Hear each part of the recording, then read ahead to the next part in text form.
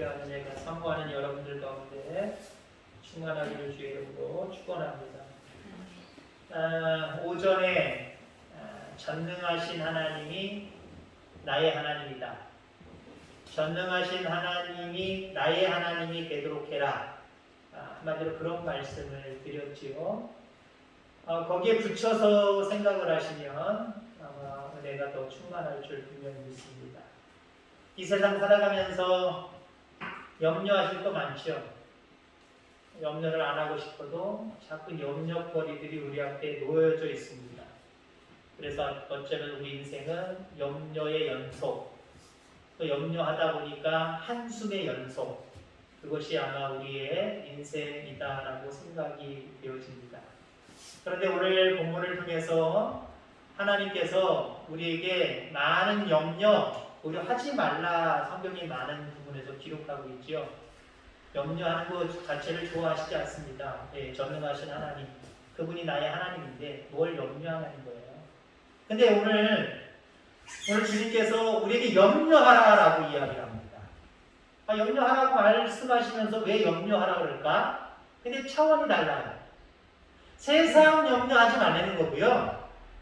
오늘 본문이 우리에게 염려하라고 하는 것은 하나님에게서 떨어지지 않기 위해 염려해라 라고 말씀하고 있습니다.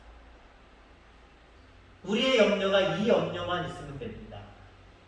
다른 건 염려하지 마시기 바랍니다. 전능하신 하나님, 그 하나님이 나의 하나님이다 라고 하는 강한 믿음, 흔들림이 없는 믿음을 가지면 어떤 상황 속에서도 염려거리가 염려거리로 끝나지 않아요. 반드시 슬픔은 기쁨으로 변하고 눈물은 또 웃음으로 변하게 되어 있어요. 다만 우리가 정말 걱정해야 될 것, 염려해야 될 것, 하나님에게서 떨어지지 않아야 됩니다. 오늘 오전의 말씀과 접목을 시키면 전능하신 나의 하나님이 나와 함께 하시도록 해야지 전능하신 하나님에게서 내가 떨어지거나 멀어져서는 안 된다는 거예요. 광야에서 하나님의 음성을 듣고도 마음이 강팍해진 자들, 그런 사람들을 오늘 본문에서 소개하고 있습니다. 애굽에서부터 홍해를 갈라서 인도하신 그 하나님에 대해서 뭔가 강팍해진 자들이 있어요. 누구냐? 지도자 모세. 그리고 하나님의 그 능력의 하나님이심을 다 체험했던 이스라엘 백성들이에요. 그 하나님의 전능하심을 다 봤음에도 불구하고 한마디로 하나님에게서 떨어졌단 말이에요. 마음이 강팍해서 하나님에게서 떨어졌단 말이에요. 결국 하나님이 약속하신 땅에 들어가지도 못했어요. 그 후손들이 들어간 거지 애굽에서 나온 사람들, 애굽에서부터 태어나서 애굽에서 생활했던 사람들은 한 사람도 가나안 땅에 들어가지 못했습니다. 왜? 마음이 강팍해졌습니다. 다른 말로 얘기하면 하나님과 떨어졌어요. 하나님에게서 멀어져서 그렇다라고 합니다. 자, 이게 하나님의 능력을 체험 못한 게 아니잖아요. 하나님의 전지전능하심을 깨닫지 못한 게 아니잖아요. 체험했단 말이에요. 홍해 때부터 뿐만 아니라 홍해를 건너와서도 만나와 메추라기를 통해서 또 여러 가지 많은 전쟁들 속에서도 하나님이 그들에게 어떻게 행하셨어요?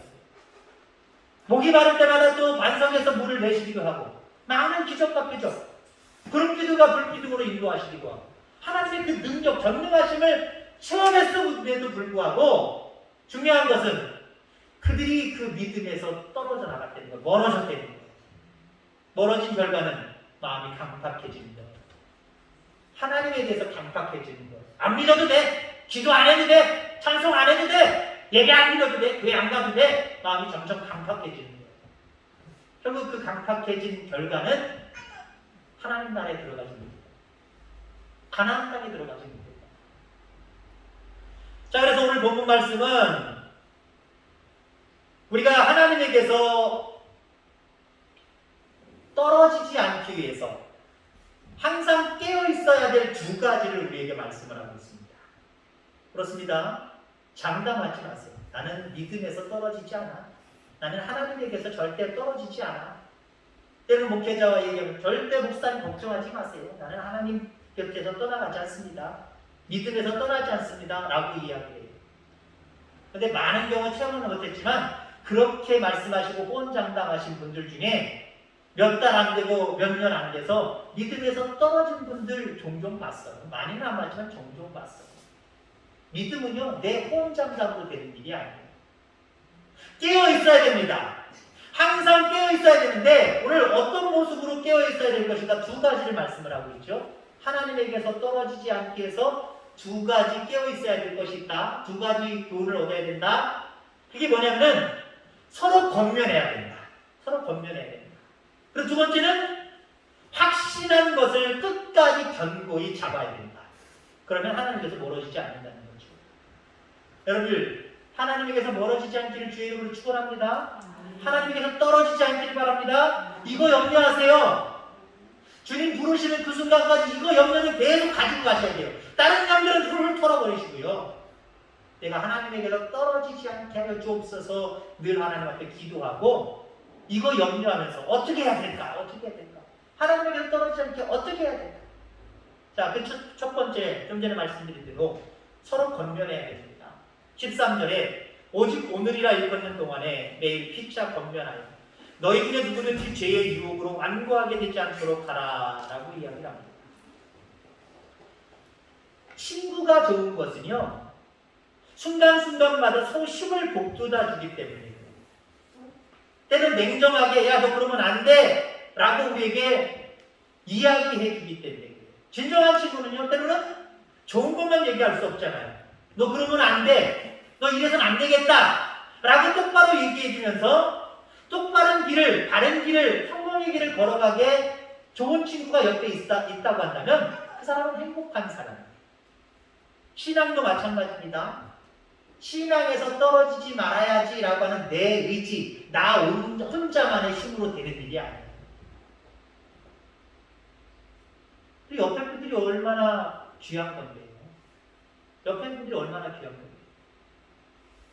우리가 임플란트를 하면은 하나를 할 때는 상관없지만 2개, 3개, 4개, 5개를 할 때는 브릿지라고 그러죠. 실질적으로 뚫어서 거기에다 나사받고 하는 이는 2개 정도밖에 안 되는 거예요. 뭐 그것이 많으면 더 해야 되지만 보통 2개, 3개는 보통 3개부터 하더라고요. 3개 정도를 하면 2개는 힘을 받는데 가운데 거는 안 박아요. 그냥 다리로 연결되어 있다 브릿지라고 해요. 그래서요. 가운데 거까지 다 힘 받고 하지 않는단 말이에요. 지주가 될 수 있는 양쪽 거만 딱 힘 박아놓고 나머지 가운데 거는 그냥 옆에 거 할 때 같이 붙여놓는 거예요. 떨어지지 않게 붙여놓는 거예요. 그러니까 씹을 때는 다 그 3개의 일을 다 했지만 다 똑같이 힘을 받는 거죠. 작용을 하는 거죠. 신앙도 마찬가지. 신앙도요, 서로 의지해서, 그리고 한마디로 시너지 효과를 나타내면서 하는 겁니다. 우리 교회에서 있어지는 일들 있잖아요. 어떤 분이 계세요. 직분을 얘기 안 하니까 어떤 분이 계세요. 그러면 수요일 날도 좀 나오세요 라고 이야기하면 에이구 누구도 안 나오고 누구도 안 나오는데 내가 뭐하러 나가라고. 이거 왜 그럴까요? 한마디로 믿음이 없기 때문에 그러는데, 믿음은요, 그러면 그 사람 혼자 믿음이 없다라고 그 사람만 뭐라고 얘기해야 되나? 안타까운 것은요, 그 모습은 우리 모두의 책임이라는 얘기예요. 왜 그분이 그런 말씀을 하시고 안 나올 수밖에 없을까? 우리가 서로 권면하고 서로 피차에 신앙을 못 듣는다고 한다면 이런 일들은 처음에는 있겠지요. 그러나 개선되기 시작합니다. 개선되기 시작한다. 생각해보세요. 새벽 예배 아무도 안 나와요. 그러면 목사 사모는 당연히 나와야 되는 걸 추구하고 다른 성도가 안 나오니까 나도 안 나올래. 근데 몇 사람 나오기 시작을 해요. 그 몇 사람 때문에 힘어줘서 나도 오고 싶진 않지만 오늘은 또 가야지. 이 신호줄거라니까요. 신앙은 그게 있어요, 여러분.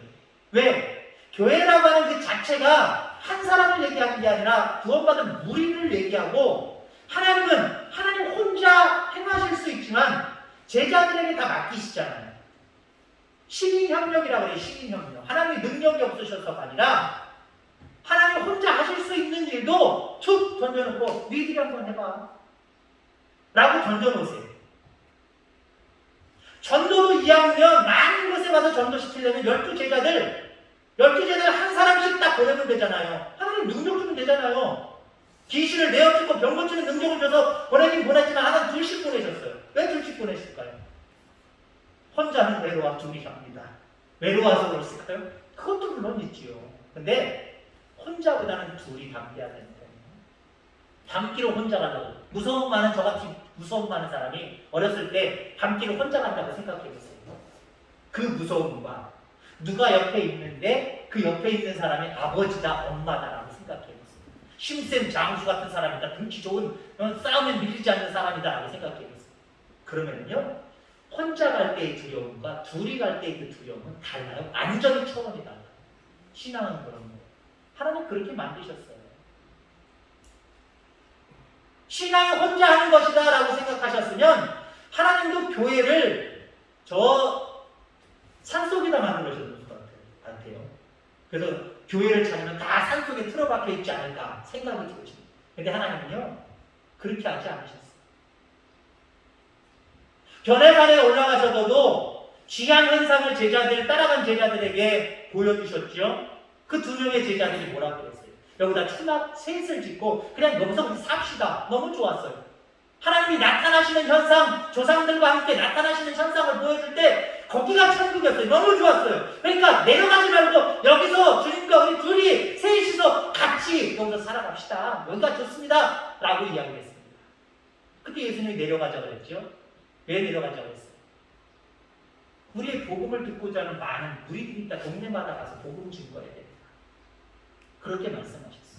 그리고 보내실 때 둘씩 짝을 주셨어요. 격려하라. 서로 겉면하라. 여러분 신앙은 혼자 하면 외로워요. 참 모든 일들이 다 마찬가지잖아요. 혼자 하는 건 외로워요. 운동한다 하시고 혼자 걸어가 보세요. 30분 1시간 걸어가 보세요. 오래 못 가요. 같이 해주는 사람이 옆에 있어야 든든해서 더 오래 갈 수 있어요. 서로 건면할 수 있는 저와 여러분들 다 되기를 주의 이름으로 축원합니다. 피차 오늘이라 일컫는 동안에 내일 아니에요. 오늘이에요. 오늘 내가 건강히 있을 때, 내가 지금 호흡하고 있을 때, 오늘이라고 하는 시간에 주님 전에 와서 많은 무리들과 더불어 서로 좋은 영향력을 끼치면서 신앙생활 감당하셔야 돼요. 그럴 때 하나님에게서 멀어지지 않는 거예요. 왜 앞서서도 설교할 때 서두가 그거였잖아요. 불행한 이야기지만 자살하는 사람들, 생을 스스로 마감하는 사람들. 왜 그래요? 나 혼자 두고두고 생각해도 100번을 생각해도 내 옆에는 아무도 없어. 나 혼자야. 그런 사람은 삶에 대한 소망과 삶에 대한 어떤 비전이 없는 거예요. 마찬가지입니다. 신앙도요. 뭔가 보고 배울 만한 사람, 경쟁화 될 사람이 있으면요 신앙이 계속해서 성장해야 돼. 성장할 수 있어요. 그러나 뭐 볼 것도 없고 나보다 나은 사람도 없고 해봐야 소용없고 이런 마음 가져보세요. 우리 교회는 나밖에 없고 내가 해봐야 소용도 없고 드러나지도 않고 그렇게 생각해보세요. 신앙 도태해버려요. 하나님에게서 떨어져버려요. 오늘이라고 하는 이 시간 속에 서로 관심 갖고 권면할 수 있기를 주의 이름으로 축원합니다. 말씀은 듣는 게 중요한 게 아니잖아요. 오늘 누가 왔나? 안 온 사람들이 파악이 돼야죠. 그 사람들을 찾아갈 수 있으면 좋고 전화라도 한번 하고 그러면서 왜 안 나왔어? 그 한마디로 무슨 일이 있었어? 그 관심도요 그 사람에게는 하나님에게서 점점 멀어져가는 일들을 방지할 수 있는 그 일을 방지할 수 있는 그냥 그대로 방치해야 된다고 생각해요. 오든 말든 신경 안 쓰고 관심 갖는 사람 한 사람도 없다고 생각해보세요. 어떻게 돼요? 이게 사람의 습관이 무섭거든요. 한 번 안 나오면 두 번 안 나오기 쉽고요. 두 번 안 나오면 한 달 안 나오기 쉽고요. 한 달 안 나온 사람은 이게 참 그래요. 저도 우리 교회도 마찬가지지만 어느 교회를 가든지 이제 성도들 파악하고 신방을 하잖아요. 그러면 이제 실질적으로 나오시는 분들은 다 신방을 한단 말이에요. 그 다음에 이제 처음 갔을 때 관심은 예전에 나왔었는데 지금 안 나오시는 분이 누구시죠? 상처받았든지 실족돼서 안 나오시는 분들이 누구시죠? 알아봐요. 그러면요, 저도 선입견이라는 게 있어요. 가진 게 좋은 건 아니지만 선입견이 있어요. 이분 안 나오신 지 며칠 됐어요. 몇 달 됐어요. 괜찮아요. 희망이 있어요. 이분 안 나오신 지 1년 넘었어요. 2년 넘었어요. 그러면 안 되지만 제 마음속에도 이분은 참 공을 많이 들여야 되겠다. 힘들겠다. 자기 혼자 생각하고 바람직한 생각은 안 하겠어요. 근데 그게 사실이에요, 여러분들. 하나님에게서 멀어져 있는 시간이 길면 길수록 돌아오는 게 오래 걸려요. 힘들어요. 그렇기 때문에 우리는 오늘이라고 하는 시간에, 이 오늘이라고 하는 게 뭐예요? 급박하는 것도 이야기하지만 지금 당장이라는 의미도 있어요. 그 사람이 이틀, 3일, 4일, 5일 지나도 내버려두지 말고요. 하루하루 바로바로 즉각적으로 그 사람들에게 신경을 쓰는 거예요. 권면하는 거예요. 권면이 다른 게 권면이에요? 싫은 소리 하는 게 권면입니까? 여러분들 나름대로 성격에 따라서 그 사람이 받아들이는 거에 따라서 왜 안 나왔어? 꼬집을 수도 있지만 어떤 경우에는 이 사람 이렇게 얘기했다면 기분 나쁘고 괜히 더 실족할 수 있습니다. 왜 안 났어? 라기보다는 아이고 무슨 일 있었어? 나는 무슨 일이 걱정했어. 일 있으면 얘기해. 나도 기도해주고 무슨 급한 일 있으면 뭐해. 내가 가서 도와줄게. 그런 식으로 한번 관심을 표현해보세요. 교회 나오라는 말 없었어요? 그럼에도 불구하고 그 다음 주에는 나오게 되어 있어요. 그 권면이 통하게 되어 있어요. 오늘이라고 하는 시간에 나 자신에게 뿐만 아니라 많은 사람들에게 여러분들 관심이 가져야 돼요. 어쩌면 우리 교회는 이 관심이 별로 없는 것 같아요.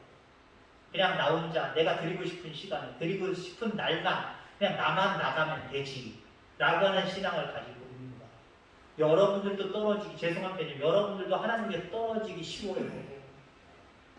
내가 뭔가 다른 사람에게 모범이 되고 그 사람에게 좋은 영향력을 끼치겠다라고 하는 그런 마음이 있으면요 내 신앙에 대해 내 스스로 책임지려고 하는 마음이 생긴다니까요. 근데 나는 어떻게 됐든 간에 나만 그냥 오늘 드리면 되지. 아니 어쩌다가 내가 원하는 만큼 나오면 되지. 이래보세요. 다른 사람은 물론이고 나 스스로도요 하나님께서 점점 멀어져요. 점점 멀어져요. 그러나 다른 사람에게 피차 권면하는 게 내 사명이라고 생각하면 한번 훑어보고 한번 훑어봐서 아는 사람들 가서 찾아보고 그래서 여러 가지 방법을 통해서 나름대로의 방법을 통해서 그 사람을 권면하고 다시 나오게 하면요 그 사람에게도 유익을 끼치지만 내 자신이 신앙적인 책임감이 들어간다니까요. 하나님에게서 멀어지긴커녕 점점 더 가까워져요. 가까워진다는 표현은 뭐예요? 하나님의 전능하신 능력이 내게 늘 역사되어질 때 이런 삶을 살아가는 저와 여러분들에게 주의를 축원합니다. 자, 그 다음에 하나님에게서 떨어지지 않기 위해서 확신한 것을 여러분이 쉽게 이해하면 확실한 것을 끝까지 견고히 잡는 거예요. 가령 예를 들어서 아까 운동하는 거 얘기했지만 나 다이어트 해야지, 살 좀 빼야지. 많은 사람들이 이렇게 이야기해요. 이렇게 각오를 해요. 근데 어떻습니까? 작심삼일이 되는 경우들이 참 많이 있어요. 왜 그럴까요? 물론 의지의 문제이기도 하고 앞서서 얘기한 것처럼 같이 해주는 사람이 없으니까 금방 지쳐서 그런 것도 있고 또 한 가지는 이런 것도 있을 수 있어요. 자꾸 방법을 바꾸려고 하는 거예요. 야, 살 빼려면 아침에 걷는 게 좋대. 걷는 게 좋대. 걸어보다가 걸으니까 땀 나기도 하고 아이고 더운 날씨에 걸으니까 좀 이상하고 짜증 나기도 하고 다른 거 없을까? 약 먹으면 되는데 약을 한번 먹어봐요. 약 먹으면 됩니까? 건강한 방법 아니잖아요.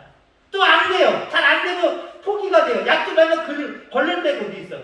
그럼 뭐가 좋을까? 헬스장 다니는 게 좋대. 헬스장도 한번 다니다가 그러다가 좀 안 되면 배드민턴이 좋대. 배드민턴 치다가 뭐가 좋다 이렇게 좋다 그런 사람은요 살 안 빠집니다. 자기 목표 이룰 수 없어요. 신앙도 마찬가지예요. 하나님이 내게 은혜 가운데 주신 것이 하나님이 주신 것이라고 하는 확고한 믿음이 있으면요 그거 끝까지 붙으셔야 돼요. 그거 끝까지 붙으셔야 된다니까요.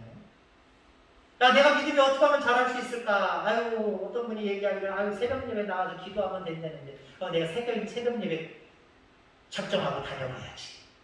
그러면 그 일에 확신을 갖고 계속 물러섬이 없어야 돼요. 근데 어떻게 돼요? 하다 보니까 피곤하잖아요. 아침에 새벽에 일어나는 것도 귀찮잖아요. 그래서 이거 말고 아예 그냥 지나가다가 시간 되면 기도해야지. 그것도 뭐 나쁜 방법은 아니에요. 그러다가 나중에 그것도 귀찮아지고 그것도 뭐 하면은 아예 그냥 수요일만 가고 주일날만 가야지. 그냥 그때 기도해야지. 이게 점점 양보해지다 보면요. 하나님께서 내게 허락하실 많은 은혜들을 까먹고 살아가고 뿐만 아니라 여러분들 우리는 하나님께서 떨어질 수밖에 없다라는 것이죠. 14절 우리가 시작할 때의 확신한 것을 끝까지 견고히 잡고 있으면 그리스도와 함께 참여한 자가 되리라 라고 분명히 말씀하고 있습니다. 시작할 때의 확신한 것을 끝까지 견고하게 잡으라 라고 말씀을 하고 있죠. 여러분 우리는 이제 성숙한 그리스도인이 되어야 됩니다. 성숙한 그리스도인. 성숙한 그리스도인들은요. 세상적인 많은 되어진 일들 가운데 좌지우지 되지 않아요. 그래서 예수 믿는 것, 그래서 예수님 앞에 기도하고 찬송하고 경건의 삶을 사는 것, 이것이 정말 내가 하나님 나라의 상급을 쌓는 일이다 라고 하는 확신이 있으면 이거 끝까지 붙으시길 바랍니다. 아우 시간 없어. 아우 나 이 시간에 차라리 내가 더 돈 벌어야지. 내가 세상적으로 땀 흘리고 노력해야지. 이쪽으로 자꾸 옮겨가지 마세요. 그 옮김 자체가 하나님에게서 이미 멀어져 가고 있는 거예요. 하나님에게서 이미 떨어져 가고 있는 거예요. 확신한 것이 있으면 끝까지 붙드는 거예요. 베드로가 왜 예수님이 고난당하실 때 멀찍이 쫓아갔습니까? 물론 여러 가지 이유가 있지요. 그 중에 하나는요. 예수님에 대해서 확신하지 못했기 때문에 그 주님이 예수님이 하나님의 아들이신데 이곳에 메시아로 오십니다. 구약에 예언된 대로 그 예수님은 이 땅의 그리스도, 우리를 죄에서 건져주실 자로 오셨기 때문에 대성물이 되셔서 예수님 말씀처럼 대성물이 되셔서 많은 사람의 죄를 사하기 위해서 십자가의 길을 걸어가신 것이다. 그러나 그분이 다시 살아나신다고 했으니까 비록 그분이 잡혀도 고난당하고 십자가 형태를 받으시지만 다시 부활하셔서 하늘 보좌에 오르실 분이다. 그리고 우리를 영원한 생명의 나라로 인도하실 것이다. 이거에 대해서 흔들림이 없었다고 한다면 멀찍이 쫓아갔겠어요? 사실은요? 멀찍이 안 쫓아갔을 거예요. 누가 뭐래도 난 예수님 믿는 사람이다. 난 예수님과 함께 했던 사람이다. 아마 이렇게 주장하면서 담대하게 예수님이 고난당하는 현장과 골고다 언덕까지 과감하게 맨 앞장서서 쫓아갔을 거예요. 근데 베드로는요. 여러 가지 원인이 있겠지만 확신하는 것이 흔들렸어요. 하나님의 아들인가이라는 것이 흔들렸어요. 그분이 다시 살아난다는 게 흔들렸어요. 그분이 하늘나라에 오르셔서 영원한 생명을 예비하시고 다시 오신다는 것 자체가 흔들렸어요. 흔들리니까 어때요? 흔들리니까 예수님에게서 점점 멀어지면서 나중에는 멀찍이 나중에는 어떻게 됐을까요? 더 멀찍이. 만약에 베드로가 우리가 지금 성경에서 이야기하는 베드로가 아니라고 한다면 아마 베드로는 그 이후로 뒤로 돌아서 완전히 세상으로 갔을 수도 있을 거예요. 하나님과 무관한 삶을 살았을 수도 있을 거예요. 그러나 다행히도 베드로는 그렇게 되지 않았죠. 그렇다고 해서 여러분들 우리가 베드로의 뒤를 쫓아가면 안 돼요. 우리가 언젠간 어쩔 수 없이 주님을 멀찍이 할 때가 올 수도 있는데 우리 서로 권면하면서 서로 신앙생활 공유하면서 확실한 것에 굳건히 있어서 끝까지 주님을 멀찍이 따라가지 말자라고 하는 결단이 여러분들 가운데 있기를 바랍니다. 내 주를 가까이 하게 하고 점점 가까워지셔야지. 우리 주님이 점점 가까워지셔야지. 어떤 분이 그런 얘기를 했어요. 주님과 점점 가까운 사람은 어떤 사람이냐? 물론 하나님만 아신다. 중심을 보시는 분이기 때문에 사람이 사람을 판단해 주셔서 하나님 앞에 가까이 가는 사람인가 멀어지는 사람인가 잘못 판단할 수도 있거든요. 자기 위주로 판단할 수 있거든요. 근데 어떤 목사님 그렇게 얘기했어요. 어떤 사람이 하나님을 가까이 하는 사람이냐? 교회를 가까이 하는 사람이다. 예배를 가까이 하는 사람이다. 또 목사님은 그렇게 얘기할 수도 있지만 이거 성서적일 수 있고요. 신앙적으로 받아들이시기 바랍니다. 목사를 가까이 해야 된다라고 말씀하셨습니다.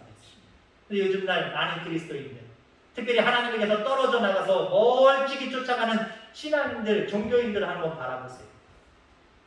교회 가까이 하지 않아요. 교회 마음대로 안 가고 안 가도 된다고 얘기하고 예배 등한히 여겨요. 교회 등한히 여겨요. 찬송, 기도 뭐 이런 것도 다 등한히 여겨요. 말씀 읽는 거 다 등한히 여겨요. 아니라 그러다 보면 목회자도 멀리, 목회자도 멀찍이 우리 목사님하고 뭔가 친근하게 가깝게 지내려고 하는 것이 아니라 그냥 목사를 일종의 그냥 성도들이 헌금한 헌금으로 돈 줘서 채용한 직원 정도로 봐요. 그러면 안 돼요. 이미 그 자체가 하나님에게서 멀어진 거예요. 여러분, 하나님에게서 멀리 떨어지고 멀어지지 않게 되기를 주 이름으로 축원합니다. 언제 주님 다시 오실지 몰라요. 우리가 흔히 그런 거 있잖아요. 우리 첫째 아들이 최근에 그 토익이에요? 토익 영어 시험을 봤어요. 뭐 그 아들이 뭐 자랑은 아니지만 대학교도 그 장신대 갔을 때도 언어 특기생으로 갔거든요. 영어를 너무 잘했기 때문에, 뭐 외국에서 살다 온 것 때문에도 그렇지만 영어를 너무 잘하기 때문에 그 점수로 갔단 말이에요.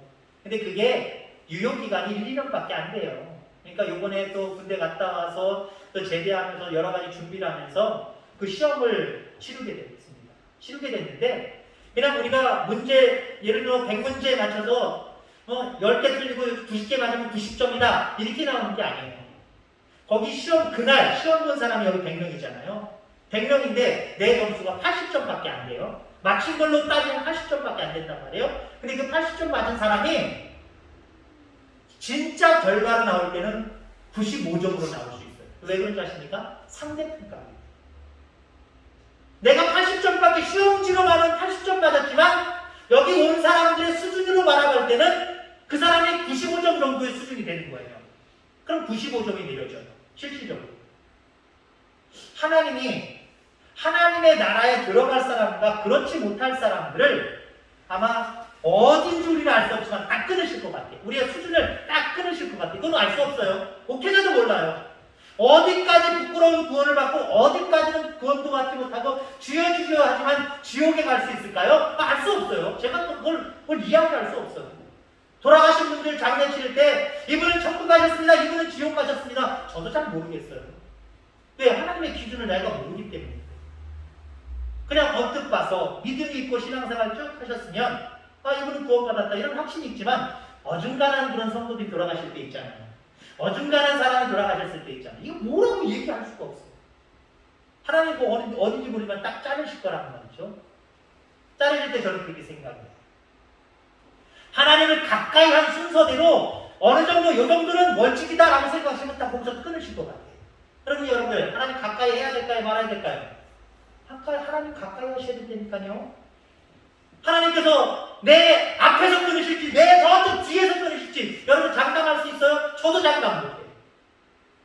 하나님 딱 끊으실 거란 말이에요. 그러면 중요한 것은요. 더 가까이 가는 게 중요해요. 더 가까이 가는 게 중요해요. 서로 권면하시고 신경 쓰시고 기도하시고 중보하세요. 서로 권면하면서 그리고 확실한 것을 붙들고 끝까지 견고하게 하나님을 가까이 하며 살아가는 저와 여러분들 다 되기를 주의 이름으로 축원합니다. 기도하겠습니다. 하나님 아버지 감사합니다.